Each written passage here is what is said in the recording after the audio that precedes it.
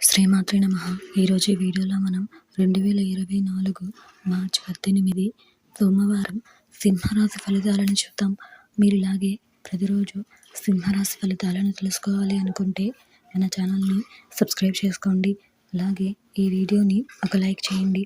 Me friends and family మెంబర్స్కి share చేయండి. ఇంకా విషయంలోకి వెళ్తే మార్చి 18 సోమవారం సింహరాశి వారికి సంబంధించి ముఖ్యమైన పనులు వాయిదా వేస్తారు.